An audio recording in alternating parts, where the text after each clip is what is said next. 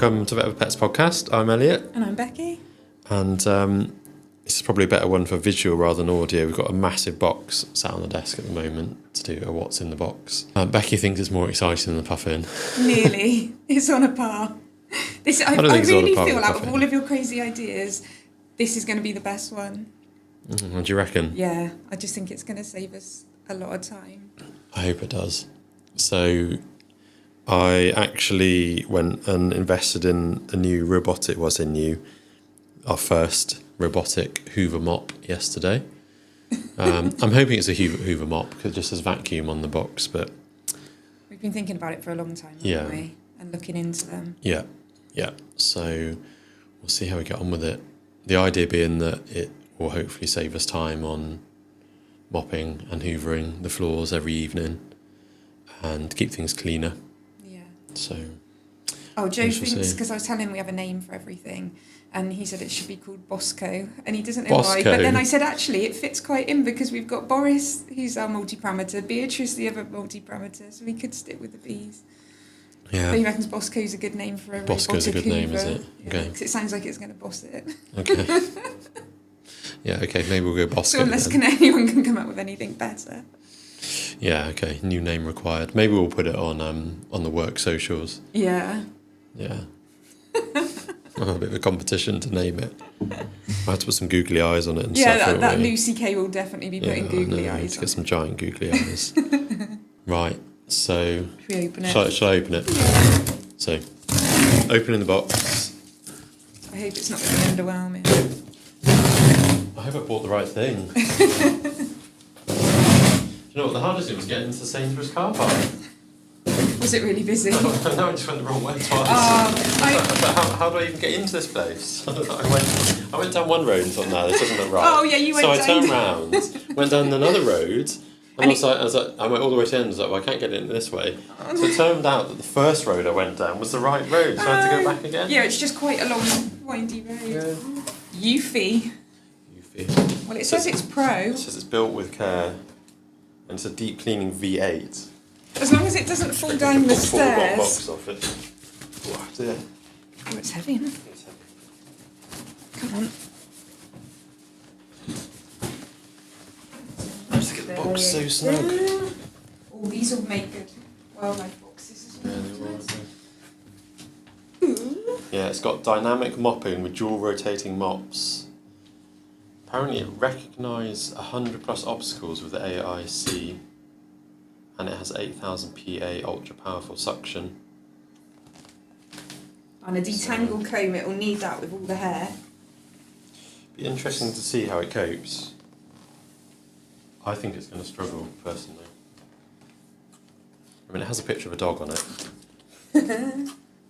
Have you seen the videos of people's houses though when they have it and then one of the dogs is one of the dogs poos. Hopefully that's one of the objects. Not that we'll have to deal with that. No, we're not going to leave a poo behind overnight, are we? Right. I think that we've done the unboxing. Let's just get it out of here. Yeah, and then we'll have to put it onto charging. And then if we film it later... And then we'll carry on podcasting and we'll take some footage of it doing its thing, perhaps. Don't drop it. Imagine if I dropped it. I did invest in... So this thing cost like £699, I think it was. So I invested in with like some sort of support package. What, in case it breaks? Yeah. Oh, static in me. Oh, there we go. So invested in the support package that comes with it. Because to be fair, we have that at home with the stuff that we bought from Curry's, like the fridge freezer. Yeah, I've got it in my lap. And it's really great. When it broke, they just replaced it without question. But anyway, so we shall put some video footage on of the new robotic hoover mop that will need a name. So people send in names for us, please. Actually, something which I've been meaning to say in the other podcast, I don't think I said before, is that if people actually listen, follow us and share it as well. So we've got over 1,000 all-time downloads now, which is pretty cool. Yeah, that's nice. Although the last couple I put out the last couple of months I need to push it a bit more, to be fair. I think we need to be better on your Vets with Pets at putting it on each time that we record one. Yeah. Just to let people know it's out. Yeah, no, I do need to do that. But Perhaps we'll take a selfie of us this morning as well. Or I could With share the hoover. With the hoover. Although I could share. I need to share Josh the Wildlife Man's one actually.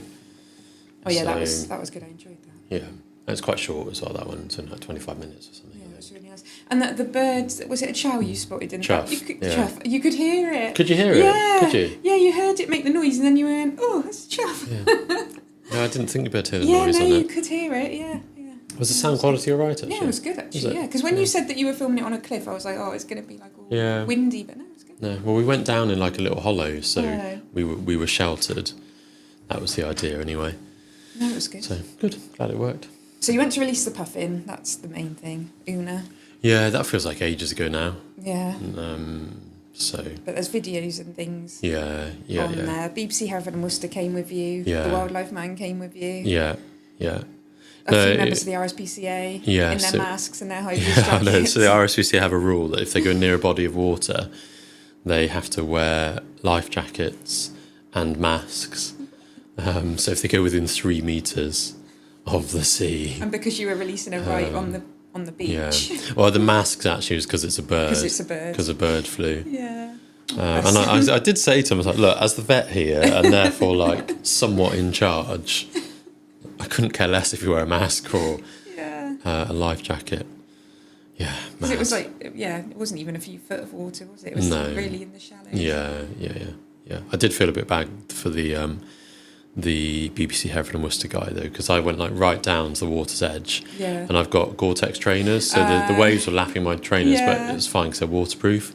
Whereas he only had these like really flimsy little Converse things on. Oh no, so he's got wet feet. And got like completely wet feet straight away. With the salt. I did apologise to him afterwards.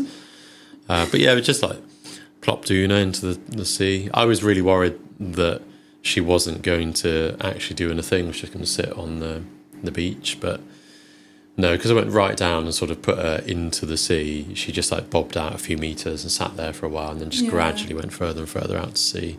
The video of it just looks like you can see her brain cogs whirring and being like, oh, this is what they were trying to do to me. I know. What should I do now? And we had about 50 people watching because they were waiting to get the boat out to Skomer or Stockholm, I can't remember which one it was. So yeah, we had quite an audience, which... Yeah, it was really cool. It's just amazing. And I think it's nice that people have followed the story to see how much hard work it's taken to get one puffin back. Yes, exactly. And as we said before, I mean, it takes a similar amount of hard work, whatever the species. Yeah. It just so happened that she was a puffin and that's something that captures people's imaginations. Yeah. And we just rolled with it and kept up with the story. Yes, yeah. But it was funny just being interviewed so much and having so much interest. Are you a bit like peopled out? Well, no, I did enjoy it all. When he was interviewing me, because unfortunately she didn't arrive on time, so we had like a live segment lined up on the radio, but the people on the RSPCA, so they'd stopped like 3 times to check on her and travelled her with ice packs. Because they put her in the back they had like a pickup thing, put her in the back, and they worried that she was getting hot, and it was a relatively warm day. Yeah. But they probably couldn't put her in the front with them because of health and safety. Whereas when I travel with her, she just sat on the front seat. Yeah, anything but mine, I put them on the front seat with she wasn't bothered at all. So anyway, so they arrived a bit late. So we had to fill the segment on the radio, and I think 3 times, what was his name? Gavin, I think it was, asked me how emotional I was feeling and how emotional it was. So it wasn't really that emotional in the grand scheme of things that I do. I think because it built up quite slowly as well each step, it wasn't like a big sudden surge of emotion, was it? It was no. I mean, it wasn't that emotion anyway. Literally just popping a puffin back into the sea. Yeah. And the story was cool. It is, yeah. And it was amazing that so many people could be involved. And amazing that she found her way here and was found in the garden in the first place. So many people cared about her as well. Yeah. That's what I really liked. People do care. But compared to what I do day to day, the emotion was not really that, I don't know, heightened. Yeah. But no, it was really cool though. And I suppose she just swam off like really slowly, whereas if you release like, say I've released a barn owl before, it like glides off so gracefully and it's a bit dramatic, whereas she was just like, just literally just sat there and just slowly bobbed out until we couldn't see her anymore, and it took ages. Oh, bless her. Yeah, no, and there was one moment where a seagull flew overhead of her, and she just popped down under the water really quick, which showed that she knew what she was doing. And because that'd be terrible if she got attacked by a gull. Yeah, no. Oh, bless her. But, that was good. And then what was really nice was it was a Pembrokeshire boat tours, wasn't it? Pembrokeshire Island boat tours. Yes, offered the team a trip out to the island, so some of you went out and the kids really enjoyed that, didn't they? Yeah. They absolutely loved it. Yeah, so they offered us a free boat tour. We didn't go on the island, but went sort of out to the tip of it and saw all the puffins in the water, and it was amazing. Highly recommend it. Yeah, definitely. And so many of them as well. Like, we were worried because it was the end of the season there wouldn't be very many. So we saw the first one, and then everyone was like so excited, and then like within a few minutes there was just like hundreds of them everywhere. That was like me and Joe when we went on safari, and by the end of like the week it was like giraffes and zebra. We were just like, that's another giraffe. But the first one, you're like, wow. Yeah, exactly. And then there's just so many. But and it was cool seeing the islands, and you could see all the thousands of holes where they're all nesting. That was really quite cool. And since then, actually, I bought in the gift shop a book on the history of Skomer. Oh, okay. That's written by, I can't remember the author's name. Anyway, one of the wardens who'd been there for a number of years, and it's really fascinating actually the history of the island.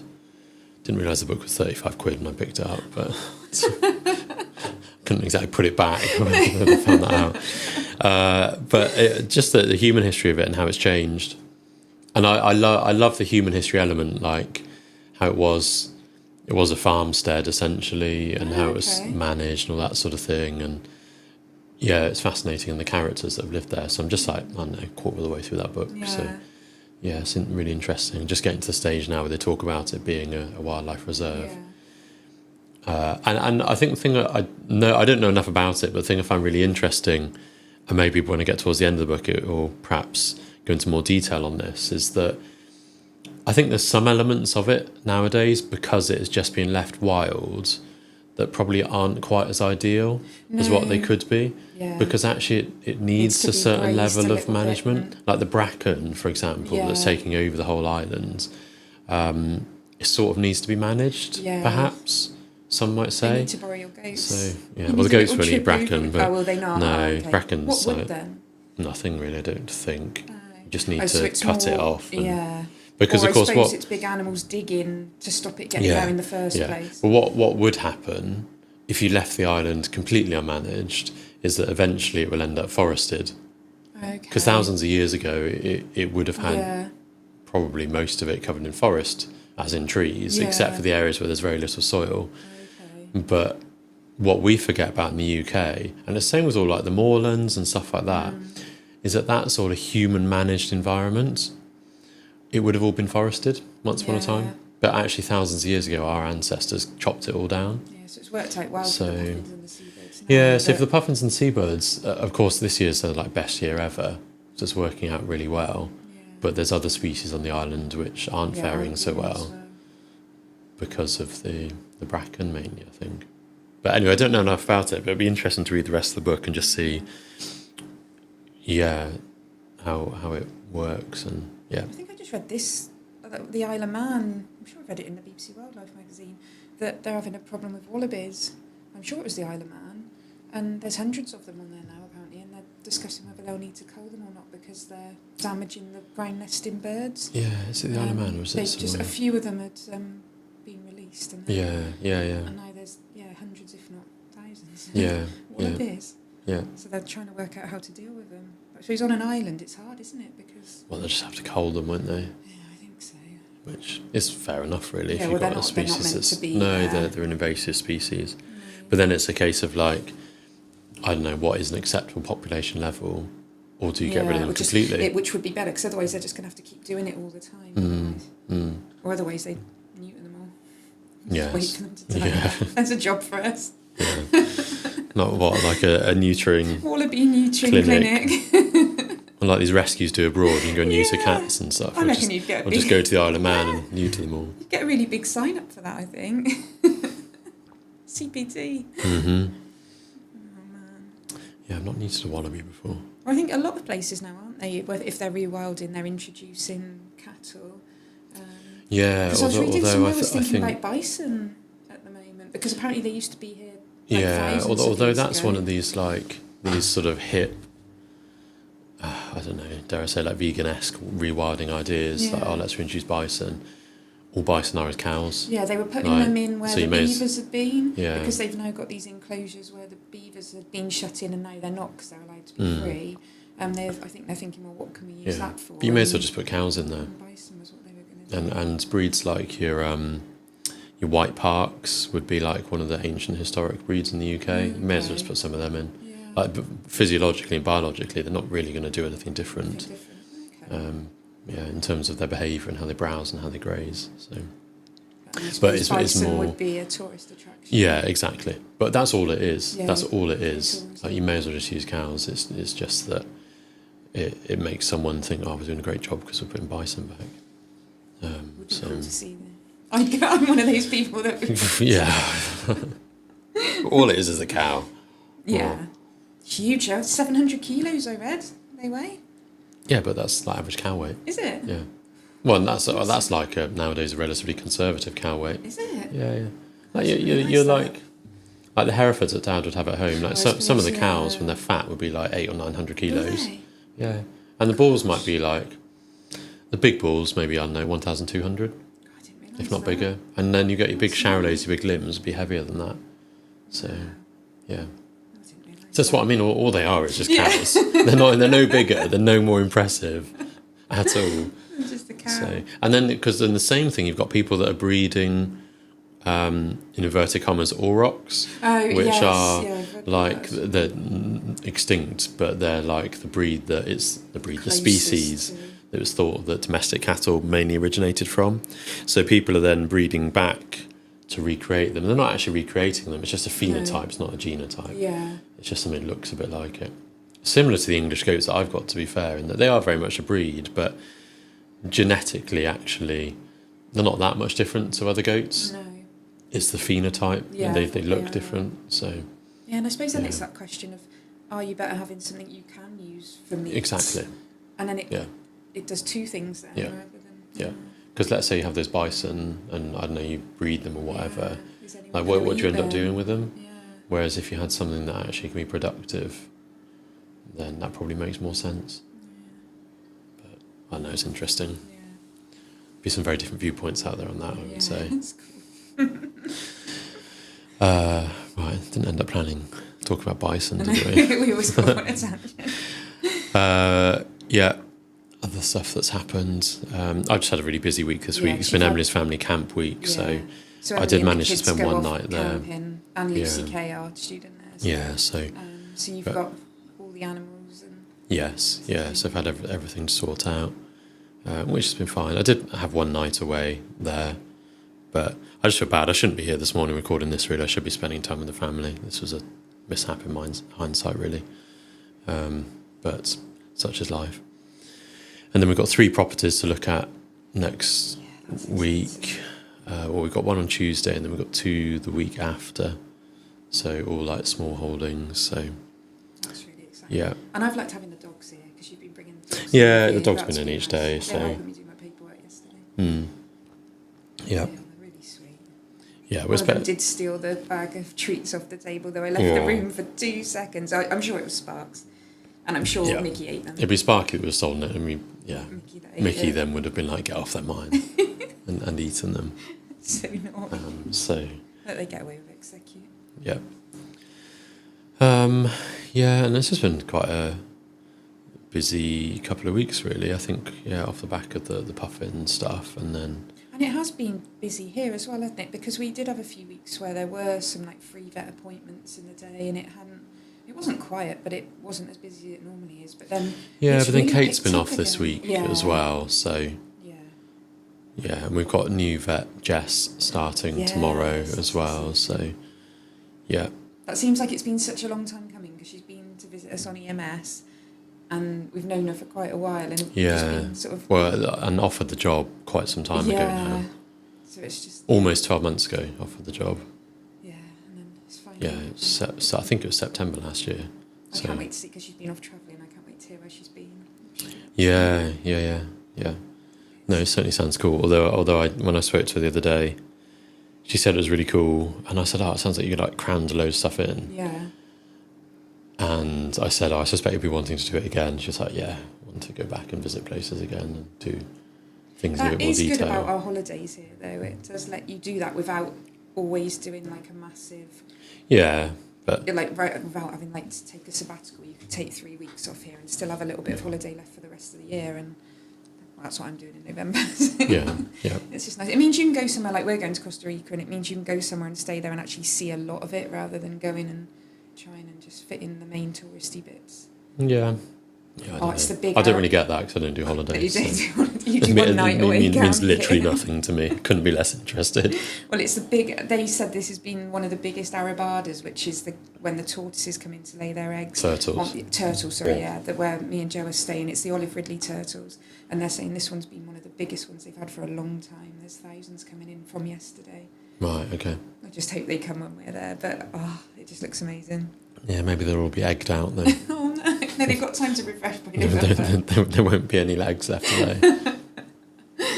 So yeah, I think Jess will like it. Well, she already knows us, doesn't she? She's spoken for us, she's done EMS, she knows what she's letting herself in for. Hopefully, hopefully we'll see. I just feel worried that we've not got enough work for everybody. But you always worry about that. I know, I just need the figures to add up, so that's what I worry about. No one else cares about that. I sort of do, but it's just, you always worry and then it always just works out. And I think because I make it work out. Yeah, well, we do crazy things, so don't we, like going care plan only and things like that, but it just seems to be working. It's these ideas that we feel is going to be the best for us. Yeah. And then, I'm thinking we might launch a goat care plan. I think we should launch a goat care plan. We've talked about that for a while. We've had a few owners recently that have said they've also got a few goats. Yeah. And Jess likes her goats. Yes, yeah. Like if it was just me that was doing it, it wouldn't really work. But if Jess is interested, I might get Jess on the project. We'll just have to work out how to do it with a direct debit provider, I think. Yeah. Because it's similar to the dog and cat work, I think I'd want it for people to be like properly registered with us. Yes. Rather than someone just calling us out of hours that we've not seen for 5 years or whatever. Egg counts and stuff yeah, exactly. That'd be nice. Yeah, I think it'd be quite a good thing to do. I think there's probably a gap in the market there for it, I would say. Smallholders, and like the chickens, we thought at the start that might not be. It was just mainly us with our chickens, wasn't it? And then as we realised that we can do a lot with chickens, we get exactly. Hens. Yeah. That's really nice. So no, that is quite cool. And then we better talk about Sarabi, hadn't we? So I've talked about Sarabi before, about how annoying she is, how we didn't want her to start with but ended up with her as a foster, and she ended up staying because she just gets flare-ups of like cat flu, but we've tested her for cat flu viruses and she hasn't got them, so she's just a bit odd. I think she did it just to stay, but she ended up going missing. It was a bit of I feel bad because that morning we'd weighed her and she was 5 kilos and we were laughing at her and saying she was fat. And then in the evening there was 2 cats fighting, I think either in next door's garden or at the garden at the back. And we were laughing because Artie, the one ragdoll, was lay off the top of the flat roof. He jumped out of the window upstairs onto the flat roof and was just like leant over like a nosy neighbour. While the other ragdoll was in the garden like a meerkat having a look. And then we heard Sarabi hit the cat flap and run out. And she ran after them. And then we didn't see her again for 6 days. And no one had seen her. Like, we've got all really nice neighbours and, nobody... Depends what day of the week we ask you whether they're nice neighbours or not. Wow. In this situation, they're nice neighbours. The cat owners, they're all like they're all cat lovers. Yeah. And so they'll all look out for her, and if you go knock on people's doors, like they're quite happy to answer and you know look out for her. Yeah. But 6 days she was missing, and we'd been out looking. Well, we'd done everything. So the things I suppose we should go through is if you lose your cat, is put pictures on Facebook, on Facebook groups, the lost pet groups, let the vets know, make sure they're microchipped and make sure your details are up to date, and if you don't know how to do that, your vet should be able to help with that. We can't change details, but we can help guide you. We can help make sure, let you know how to do it. leaving their smelly things like litter tray or bedding and things outside because they can sometimes smell them, and then going out late at night and early in the morning. And the one time it was 1 o'clock in the morning when I was going out because it's quiet and they should be able to hear you and calling for them. But yeah, none of that worked until the Sunday we were planning to go away to Swansea to Mumbles for the week. I was working from home luckily and had a big rap on the door, and I thought in my head really quickly, I was crying straight away because I just thought that's about Sarabi. And then they banged again, and I thought if she was dead they wouldn't have banged that hard, they would have done a nice it just goes through your head so quickly, doesn't it? But she was such a state, wasn't she? So I rang you in tears. So she's come back and she's not looking good. She was just she was matted all over. Her eyes, she was just so snotty, wasn't she? Well, she was more or less collapsed, wasn't she? Yeah, she was hardly moving, and her eyes were, she couldn't see, could she? She was bunged up with pus, really, and her nose, and just so weak. Yeah, well, a big wound across the top of her head and swelling on her back and stuff. Yeah. And, so I rushed her in, shoved her in the carrier, brought her in, and then, we assessed her, got her on a drip. We were a bit worried, weren't we? Well, you were more worried as well, I think. Yeah, well, I think you then went off on holiday. Yeah. Because there was well, I was thinking, shall I go, shall I not? And then you just said, what time are you leaving? And Joe said, I need to come in and see her before we go. And actually, I video called Joe so he could see her from work. Once he got his phone working, because he couldn't work out the app. And we just thought, she was really poorly, wasn't she? And there was nothing I could have done she was you very guys weren't doing. and she didn't stand up for properly for like 3 days, really. Without picking her up and trying to prop her up. She was very subdued, very unwell. But each day was like a gradual improvement, but it was so slow. Yeah. And day 2, I was worried that we might have to call it because she wasn't great. No. But no, and then she just sort of just gradually started to improve and became slightly more interested in her surroundings. And cause she is really nosy, isn't she? And she's so nosy. She's a bit thick as well, isn't she? But she's I don't know. She is thick in that she'll just get into anything. But you move something in the house, and she knows you've moved it. And she's picked up my keys before and hidden them. Joe's slippers. She carries things around the house. Yeah. She's just odd. And you move one thing, and then she'll come into the room and she just knows it's moved, and then she has to go and check it out. Yeah. So that's normally what she's normally into anything you're trying to do. You have the dishwasher open, she's trying to get in there. She gets into cupboards. So it was unlike her. Yeah. But no, so eventually she's still improving, isn't she? She's still not right yet. Yeah, she was on a drip, wasn't she, for those 3 days? And then I had Tash, who's our animal nursing assistant. Her and her sister quite often pet sit and stay at the house. We knew that they were there as well, and we could easily have come back if we wanted to. But Tash took really good care of her. Yeah. And then she did have another abscess burst out, didn't she, Tasha? She sneezed and it burst out. Yeah. And I mean, what was that, 2 weeks ago? And it's just healed now. It's really like pea-sized now, I say. And now she's having physio. But I think it just sums up all the stuff we do here. She had such good care, and I didn't feel like I needed to be here to... like you said, you wouldn't have been able to change anything, would you? No. But no. And she is so laid back. If it had maybe been Belle, she's really quite needy and doesn't like other people, whereas Sarabi loves everybody. Yeah. She doesn't really care who she's with. No, when she was at home with me, she wasn't really too bothered by anything that was going on, really. She was pretty out of it at the time. But she's just bomb-proof. I mean, she sat on the running lawnmower before. She gets in the hoover. You have to make sure you don't hoover her tail because she just doesn't move. Yeah. She's just bomb-proof. Yeah. But she's getting much better. And actually, she is a nicer cat. She's less annoying. After severe head trauma...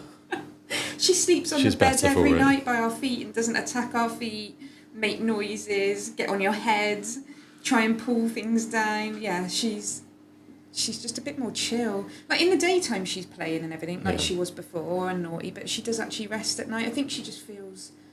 happy to be home, I think, hopefully. / had a severe head she's trauma. She's knocked some sense into her. Hasn't fully recovered yet. Yes, but no, it's amazing what she's done though, isn't it? Yeah. From, Yeah. But cats are so resilient. Yeah. They will heal from all sorts of stuff. Yeah. Really and it well. does seem in this warmer weather a lot more cats do go missing. Yeah.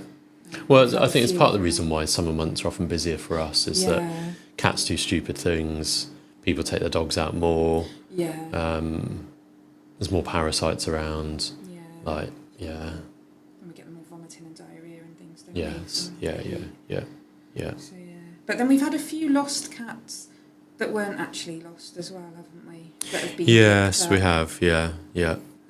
Mainly older cats that have got thyroid problems. So hypothyroidism makes the thyroid overwork and they lose weight. Yeah. Even though you can be feeding them lots, and they can be under treatment and still be look pretty ropey. Yeah. And we've had 2 brought in, and then there's another case in Hereford at the moment that keeps getting taken into vets. And well, I think sometimes people feel like they're doing good, whereas actually the cat is okay. Yeah. It's just near its home and it knows exactly where it is. A few doors down that we had in, a few doors from their doorstep. Yes. But luckily, one was microchipped, but the details weren't up to date, so it did take us a week to track down the owner. But it didn't help that it wasn't picked up in Hereford, was it? It was picked up in Malvern. But then the other one was microchipped, and I called the owner. It was home within half an hour. But the poor owner, because she said it probably hasn't got that long, that cat, because it's got heart issues and things as well. She said each time like a vet phones her, she thinks something bad's happened it's going to be dead. Cat. Yeah. But instead it's just people picking it up. And he was really friendly as well. He was having a fuss, so yeah, it's a difficult one, I think. Yeah, I think just go and knock on some doors before you pick the cat up. And just see if someone recognises it there. And if someone's like, oh yeah, it's so-and-so is like just down the road, and then it's just easier. Or I think if it is your cat, putting a collar on as well, just so people know, saying I'm having medication. You can buy them on Amazon. And with mine now. So Sarabi Artie's already got a tracker on. Yeah. Because he's been stuck in 3 different sheds before, and so he's got a pet tracker, and I've got a little app so I can see what he's up to. Yeah. And I was waiting for one for Sarabi because they've updated their system, so I was waiting for it to come, and but 2 weeks time, 12th of August, they tell me it's going to be here. Yeah. So she can start going out again, and then she's got that on. But yeah, she's doing her physio at the moment. You have to get one for Arabella as well. She doesn't go anywhere. She got lost that one time, and since that she leaves our garden, goes next door into Amanda's garden, and you can call her and you just hear her hit the fence within seconds. Yeah. She's you can normally see her from the upstairs window as well where she is. She just doesn't go very far at all since that one time. Yeah. And that was a hot day. I think I overreacted that day a little bit. Joe was right. But I just knew she's scared of everything. She's just quite a nervous cat. And I just thought she's going to be somewhere scared and alone. Whereas Sarabi, I wasn't as upset because obviously we missed her and everything, but she just takes everything in her stride. She doesn't get scared by things. I didn't think, she's going to be somewhere terrified and scared. No. Well, hopefully she's learned from the experience, but I somewhat doubt it. No. She's just not that tight. So it was so stressful though. It's just so draining. My heart goes out when I see people with missing cats. Well, I think the worst thing is if they just disappear. And it's just not knowing. And every night you're thinking, where are they? What are they doing? Yeah. Should I be doing more to go? But there's only so much you can do. Yeah, exactly. I often worry about Taka going out and about. It's relatively safe around us in that there isn't any close neighbours. No. And I've not seen him go anywhere near the road in years. No. But you never really know. No, and it's more my worry is not our dogs, but there's another dog on the farm that would chase him and would injure him. Yeah. And he's had a couple of really quite close run-ins. But he's quite savvy now. About, yeah. He's sort of got his head around it now. Because for probably 12 months or so, he then didn't really go outside at all because he got too scared. Maybe not 12 months, maybe 6 months. But I think he's just worked out where the safe areas actually are, and when she's there and when she's not. And it is hard working out whether they should just be indoor cats and I think Belle would be quite happy being indoors if she had to be, but Artie wouldn't. You can see on his tracker he's just he doesn't go very far, but he's just here, there and everywhere having a little, or he just sleeps in different spots. Yeah, it's a difficult one. We never intended having an outdoor cat because for me ethically I just think the whole eating wildlife and that sort of thing, which Taka does do, not so much nowadays, but he does still catch things. Yeah, but there's some cats I saw a patient yesterday that's just really struggling. It's in a flat, and I think its welfare needs are being met as much as they can be, but it's just not right for that cat. Yeah, and looking at studies, I think in America, a lot more people do keep their cats indoors, and there's a lot more behaviour issues and more severe behaviour issues. What people don't look at is breeding as well. Yeah. And what you've got to remember is if you just go and get a cat, maybe it was a friend that's had a litter or something, but the father is invariably a feral cat. Yeah. That's just, that litter should never really happen. Or if you go and get Bengals and you're going to keep them inside. Yeah. I mean, Auntie and Bao, they're so laid back being ragdolls. Yes, It is a bit different. Yeah. But also, we have some owners that have indoor-only cats, and they've got catios, they've got cat shelves everywhere. It's just putting the effort in, isn't it? And you have to play with them every day, hide the food, have activity feeders. Yeah. It's hard work. I was talking to someone the other day about the cat wheels you can get, like a giant hamster wheel as well. Yes. Because some cats will really take to those as well. Because we do see indoor cats, obesity is more of a problem, don't we? Yeah, for sure. So they just get bored as well. Well, they're pro snackers, aren't they? That's how I describe it to people. Because in the wild, they'll eat small prey items regularly throughout the day. Yeah, like 8 to 12. They have to expend energy to hunt those. And they'll miss them. They'll eat them. They won't always be successful, but they'll keep trying. So then when you keep them in a domestic situation, if there's food available, they'll still behave in the same way, won't they? Yeah. They'll go and eat a bit, then they'll go and sit around for a bit, and they'll think, oh, do you know what, I'm going to go and eat some more. Yeah. Whereas the other cats in between would be hunting, and where all they've got to do is walk up to their food. Yeah, exactly.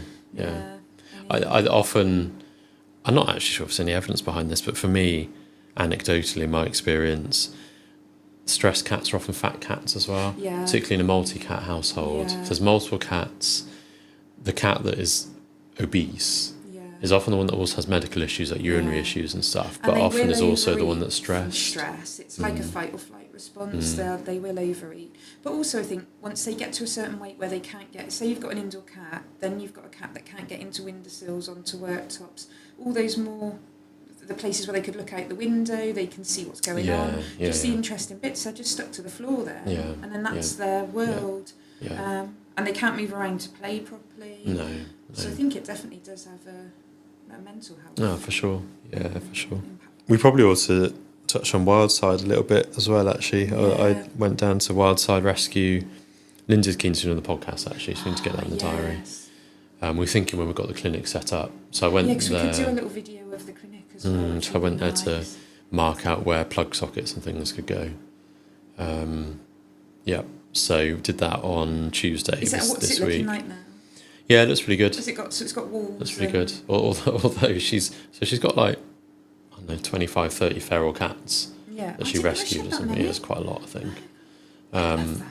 I don't know. Do you know when there's always that advert to go and look? It always comes on Facebook to go and look after that one rescue island in Greece that's just got all those cats on, and they're like, just come and have a holiday here. Yeah, but there'd be the scraggy, sickly ones, wouldn't there? Yeah. Anyway, but no, so she's got all these cats, and this is a classic Lindsay. I'm starting to realise. I'm sure she should listen to this, but she's decided to start feeding them all in the clinic room. Because she says they all need vaccinating soon. So she's feeding them all in there. Yeah. The idea that then when there's a door put on there, we'll just trap them she can just shut them in and then they can all be injected. See, I'm on Lindsay's side here. But there's now cat poo and everything all over the floor in there. So it painted the floor. But but this is just like the sort of thing you do. You would do this sort of thing. You just decide to do an idea and then we'll sort that bit and then we'll sort the next bit after. Yeah. And I know this now from my management thing. That's called the waterfall method. The waterfall method. Yeah, where you don't necessarily have a set time frame, but you know which steps you need to do, and you do one step and complete it. Then you do the next step and complete it. You don't worry about the next bit until the first bit's done. No, that's true. Because that was like you bought the incubator. We were like, we've just got to get this room started. So we bought the incubator, and it did prompt us to do it. Yeah, although it's still not finished, but we need to get an electrician. We need to get the autoclave out. And then, I've just got to buy a chair, and so it's nearly there. And it's much more usable than it was. But that's what Lindsay's done, the waterfall method. Yeah, no, that's very true. Oh, I'd love to come out and vaccinate all those cats. I think she does. I'm not sure if she does.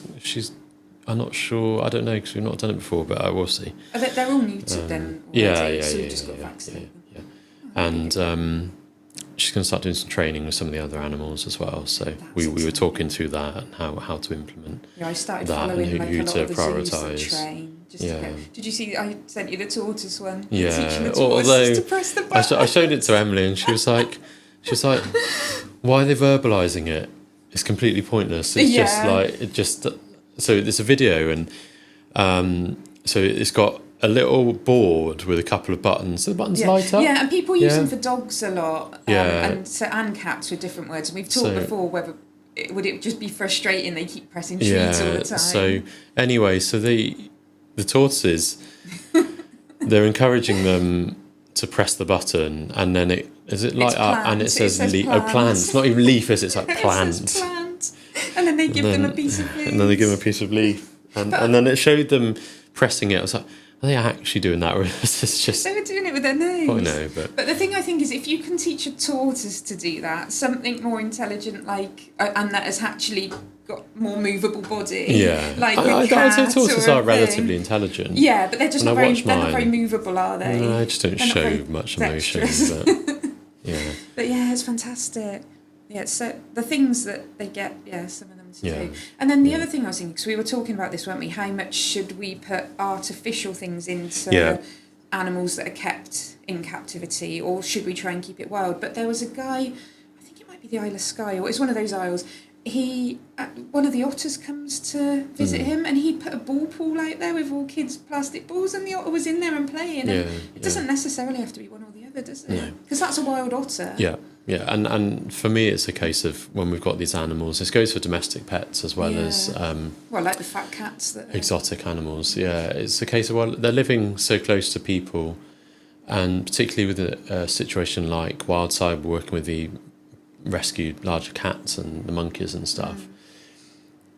If we can train them so that we can deal with them in a non-stressful way when it comes to vaccinations and it comes to healthcare and preventative healthcare in particular, then actually it's so much better for the animal than every time you're having to catch them in a net or dart them or, Well, and you can just get close to them, just visually inspect them, because you can get a lot just from that. Yes, yeah.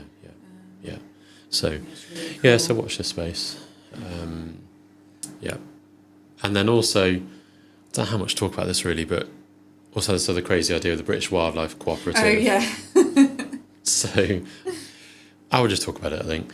So, it's an initiative, it's an idea that sort of, I think it's sort of been in the back of my head for a little while, to be honest, but really came to the forefront with Una the puffin. And with all the goals we've had so many goals this year in Hereford that we've had to rescue, and so much wildlife in general. And I think we're finding that more people are sending stuff here, which is fine. But we're also seeing the toll on, so two local people who we've used regularly. Who were great. Who are amazing, are no longer doing it. And you speak to them, and a lot of the backlash they get from people when they phone up and they can't take something because they're full. They haven't got any more time. This is wildlife, or they've got full-time jobs that they're working alongside it. And then, or their own businesses. They just get, I think it's that side of thing that wears them down, not the actual animals themselves. No. And so now they felt like they need to take a break. So if all the wildlife people could support each other. And well, what we're finding is that it's harder and harder to find somewhere for the animals to go. Yeah, once we've got them right, then actually getting them somewhere is difficult. But also, there's absolutely no accountability or legislation really around wildlife rescue. Yeah, whereas we're seeing Lindsay going through all the things of having to look into the new primate laws that are coming through. And then for dogs and cats there are, for breeders there are, for kennels there are, but there's no set standards for wildlife rehab. Anyone can do it. And anyone could just set themselves up and say they're wildlife rescue. Yeah. And there's been some atrocious examples recently, speaking to colleagues in the RSPCA and stuff, that now, a lot of this stems from the fact the RSPCA aren't able to go out to wildlife casualties now, and don't even have an advice line. It's all sort of like... It's just go to your vet. They've just got a website now to advise vets on. So they've got some good infographics and information stuff out there, but it's difficult because who do people call if they've got a wildlife casualty? Now, what the point I was making essentially was that then you've got people that just start doing it off their own backs and make mistakes and inappropriately keep animals that should be euthanized or should be released back to the wild. Or wouldn't need to be euthanized if they had the correct care. Or if they had the correct care, exactly. So then you're in the situation where the RSPCA then is having to investigate these places and take animals away to shut them down, often to euthanize these animals. But normally by that point, a lot of welfare and illness and suffering has gone on before you get to that point. Yeah. Anyway, so I chatted to a variety of people that work in wildlife and also need to pick up some more conversations actually and organise another couple of meetings. The idea being that what I would like to do is try and instigate and see a situation where we've got more of a collaborative approach amongst people that work in wildlife to help each other out, to communicate better and to maintain communication with the general public so that if someone finds a wild animal, there is a number to call and it will be answered. Yeah. That's what, like the idea of a wildlife 999, that's what we're aiming for. So if anyone wants to help out with that who listens, then do get in touch. And I think a step we'll be doing is offering some once we get it all up and running, offering like some training evenings if anyone wanted to do it on a smaller scale. Like maybe you could feed a few baby birds. Well, no, I mean not just that. There's like countless ways to help out. So taking the phones. So we'll be looking for volunteers, and even if you could only do 2 hours a week, then what we'll be doing is putting together like a comprehensive rota system of how that will work. But then, uniting all the people who are sometimes got the best intentions but maybe misled, so that actually we can bring up standards in general. Yeah. But also as people that, they could maybe rehab 2 swifts a year. Or 1 or 2 hedgehogs, or they've got a garden they can release hedgehogs in. And they can't do any more, but they're happy to do that. And with the correct guidance, it could be very effective. Yeah. It's bringing together all those individuals. So one of the things we talked about was release pens as well, wasn't it? That we get some of the rescues who are highly skilled, but they get full up of, say, gulls or crows. Yeah, although interestingly, talking to a wildlife rescue recently, very well established and one that I'd have a lot of confidence in, they've nowadays moved to hard releases with badgers and foxes and all those sort of things and the birds, and they just put them out. And they're convinced that they've got data that shows that that's okay, and that's that's what we need to spread then, isn't it? That's the other thing, is all of us putting all our knowledge together to do it. But when you've got like a lot of gulls that basically they do just need feeding once, twice a day, and they don't need someone like Dee who's got a lot of skills, who could be using those on the sicker things. Exactly. So you've got people out there that are very good, and you think, well, actually they've got a lot of experience they could use in, I don't know, raptors or something. Yeah. Like things that are more specialist. Or things that need medication. Whereas there's people out there that, like, just with a normal bog standard garden could have 4 baby seagulls. I say seagulls if anyone's listening. Gulls. I know they're not. There's no species that is seagulls. People get really annoyed about this. I got pulled up on this when we went to Vale Wildlife. I was like, I've got a seagull for you. And straight away, Caroline was like, there's no such thing as seagulls. I was like, I know, but it's just it just comes out. It just comes out. We have so much stuff to think about. It's not. I know. So it's. I don't know how I've got time for it, but shout out to Tash, who's I managed to rope in. And she's looking into funding. I'm paying like her, that. but what we're trying to do, or what we're going to do, is either set it up as a community interest company, like an NGO sort of thing. And that's what I like. I like that idea, because or a charity. Thing. Yeah. So it's either or, and there's pros and cons to both. Yeah. So Tash is getting to the bottom of what are the exact pros and cons, so we can make a decision on, do we do it community interest or do we do it charity. So at the moment we're not sure. So there's quite a lot of legwork to do with that. We've just tentatively started the social media side of things. I think Tasha's going to do the Instagram. I'm not sure she's launched that yet. We have got the Facebook website. There's nothing on it at all yet, but we've got that set up. Because it's a difficult one, because what we're aiming for is a hard launch start of January.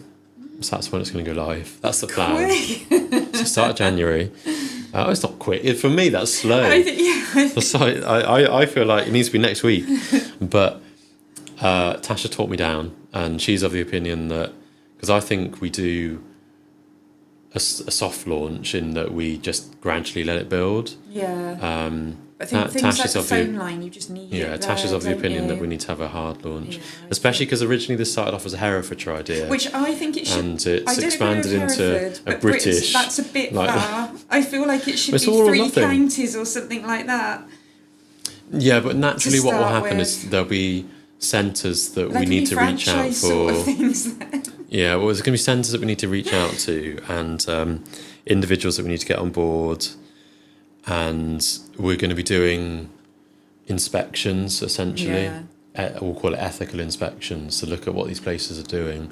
Because what I need to ensure is that if someone, member of the public, is calling this line, and even if that animal could go to one of 30 or 40 different places, we need to try and get some level of consistency. So that they're all sort of singing off the same hymn sheet in terms of what ultimately ends up happening to that animal.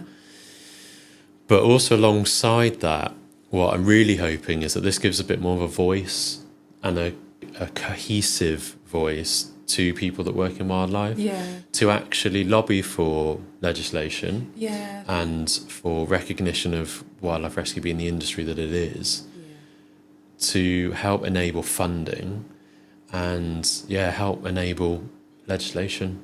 And I think it just highlights to the public what hard work it is and what responsibility it is, because we get people still just phoning for wanting us to go out and pick up something. And, like, we're quite happy to treat it volunteer, and everyone has to play a part in it. If you want the British wildlife to thrive, everyone has to do their little bit. It was like yesterday here, we had a call from someone who'd seen 2 injured ducks, wild ducks. We're like, that's great, bring them in. They're like, oh no, we can't catch them. Can you come out to them? Like, well, no, that we can't, as a vet practice, we can't do that. And it's we have to be here for our patients. But it's when people get aggressive with us because we can't go. And I don't think these people were. No, they weren't.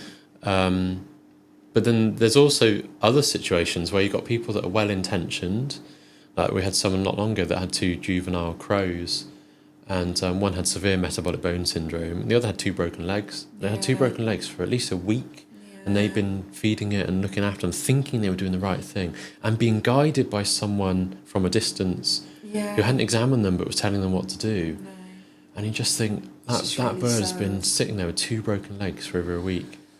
So it's things like that. Actually, that person would be absolutely lovely and could be such a really valuable part of something like a British Wildlife Cooperative if you have the support network in place to help them and to support them.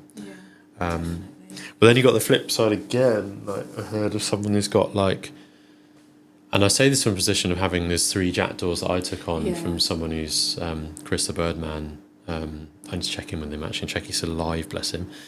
Anyway, so I got those 3, and one of which I probably would have euthanized when it came in, because it can't fly.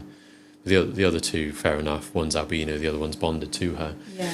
Anyway, so come across someone who's got over 40 jackdaws in an aviary in inverted commas sanctuary. Like, what about that is sanctuary? Like, what space have they got? It has to be massive, and none of them can fly. And if a bird can't fly, it can't fulfil its welfare needs. For me. And that is one of the welfare needs, being able to show normal behaviour. And if it can't fly, it can't show normal behaviour, in my opinion. And there are some exceptions to that, maybe. But when there's 40, they can't get away from each other and get space if they can't fly. No. So, Anyway, so, we digress again, but... So the British Wildlife Cooperative, so for anyone who's interested, then do get in touch. I'll put the email in the show notes for the Vet with Pets, but you can reach out to us on socials or via that email.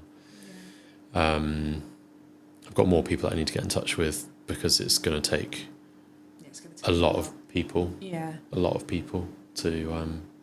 But if anything, the wildlife people are committed and... so many passionate people out there. So many passionate people out there. There really is. It's just making sure that we're effectively implementing it, because it's either going to work or we just don't do it. There's no middle ground, really. And I suppose we need to speak to the other vets around as well, don't we? As well.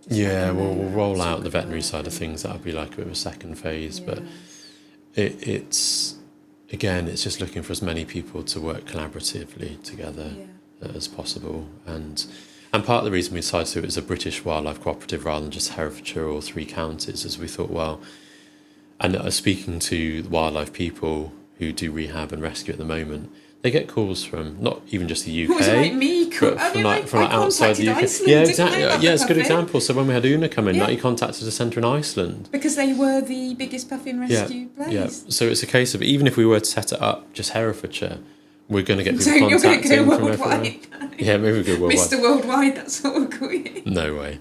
That'll be phase 3, I reckon. I'll go and set up the worldwide Okay, you can set up the places. I'll worldwide travel around spreading the word. Yeah. Funding is the thing as well. We need to organise funding. Yeah. But I think So it's I've bringing got the Tash on the community case with into that. it as well then. I really think we should have, like, to celebrate it as well, have like a wildlife day or two, like a wildlife festival once a year or something, where we get all of them people together and have little stands to, like, with the bee conservation and RSPB and all that sort of thing. Would be really nice. Yeah. Although the very nature of those things is not necessarily that wildlife friendly, it's weighing it up, isn't it? And there's already things out that do similar. I just think it'd be nice to similar bring stuff. everyone together. Yeah. Yeah, it would. And it might get us to bring, it raises money, but also it would bring all of the people who are volunteering together, and they can show other people what they're doing and hopefully bring more people. I think there are some things that sort of do a bit of that already, like conferences and stuff. Yeah. But it'd be nice to have, I'm just particularly bad at networking, it would which be nice isn't to great. have a local one, though, I think. Because I think the people of Hereford are really good at... They do care about the wildlife a lot. Yes, yeah. I think if you ask any general member of the public, do they care about wildlife, they probably would say yes. And then you'll ask them, do they like the goals? And They'll say no. But that's the complexity of these things, isn't it? But it's making people understand as well, and putting out there. If you expect people to live with elephants and things attacking their crops or even attacking people, then all we've got is a few gulls that might dive bomb you now and again, exactly. and poo here and there. So it's nothing, is it? Yeah. No, I haven't really thought of it like that as well, to be fair. Like, I'm sure if you were to ask the same person what they think of gulls... Yeah, or pigeons. But then you had to ask them what they thought of, I don't know, maybe a farmer shooting a fox. Yeah. Like, yeah. It's always ethical stuff. I find ethical conversations absolutely fascinating. Yeah. And then I think that's what, like, the festival thing would get your average people in to come just for, like, a nice activity day. Yeah. And then you could show, like, pictures of cute pigeons and... Yeah. But then it's I don't know. And then that takes time to organise. Yeah. So, I'd be happy to that. help with that. You don't have enough time as it is. I know, but I'd be happy to help with that. Yeah. It won't be till next summer anyway, would it now? No, it wouldn't be this year. Whether it would be next year or not, I don't know. To be fair, we could actually. It would be doable. I bet somewhere like the Nature Trust or something as well would help us hold it. The Wildlife Trust. Yeah.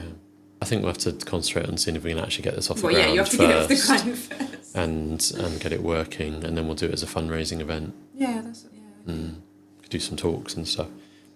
Actually, Tash was saying she went to Bird Fair, I think it was, something like that. And we'll have to get ourselves lined up for that next year to do podcast. I was thinking that because they've got podcasting slots there, so we can do live podcast. That would be good.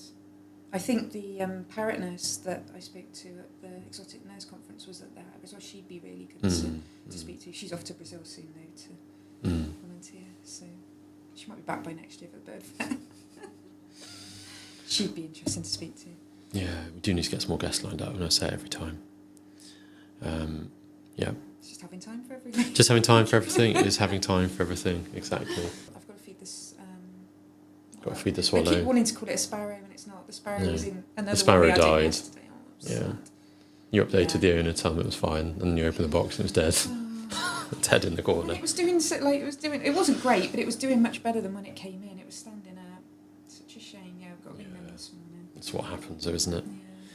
Well, it's like yesterday we already had the swallow in that you're feeding, and then we had a sparrow brought in that ultimately when you saying died. about the not pretty things, that wood pigeon. That was the wood horrific. pigeon had a broken wing that had been broken some time. And wood pigeons will do this thing where when they feel threatened, they'll slap you with their wings. So it's still like, and they'll always do this with a broken wing as well. They just slap you with their broken wing, even when it's like flopping around. Caught me with its That was euthanized straight away. So and the seagull that didn't go to X-ray because it most likely had spinal trauma, so we euthanized that one. But again, with that, we it was here a few hours because it was so stressed when it came in. We couldn't assess it properly. Yeah, you couldn't really assess it, so just left it quiet for a couple of hours. Settle down, but it just couldn't stand. It didn't have any feeling in its legs. No. But then things with that, it still takes the time. We have to disinfect the kennel after. Yep. We have to send it for cremation. Yeah. There's lots of steps to it. Worth it though. And then we're left with one swallow. One swallow, the surviving swallow. We probably will find someone to take that one, really. Yeah, I think it's good to, because it's been a bit iffy, hasn't it? It hasn't wanted to eat, and we've had to force feed it. And then yesterday it just started taking it, and it's actually shouting for food now. So I think it's past the. Yeah. I'll say that. It'll die now. Probably you can open up the box now, and it's died. So it's got to feed him, and then we've got to charge the hoover. Yeah, I think let's finish it here, and we'll look at the vacuum mop thing. Quite excited to get going. Yeah. We've been talking about making it a little kennel, haven't we, to live in reception? Although that will just fit under the reception desk. Yeah, well. We'll have to get something else out from under there. But yeah. Brilliant. Right, thank you for listening, everybody. The 5 listeners that we've got on average at the moment. Everyone will want to hear about the robot hoover. They really won't. It's old news to most people. Those people have got them already, haven't they? Yeah, I think so. So yeah. We'll see how we get on. I don't know of any other vets that's using them that I've seen or heard of. No, because I would have thought there'd be a company selling veterinary ones because they love to do that to upgrade something to veterinary, and then it's twice the price. Yeah. Right, thank you for listening. We are easily pleased. I've been Elliot. I've been Becky. And that's with the Vets for Pets podcast. Oh, and thank you to Vets for Pets Hereford for sponsoring. Yeah, I didn't say at the start, did I?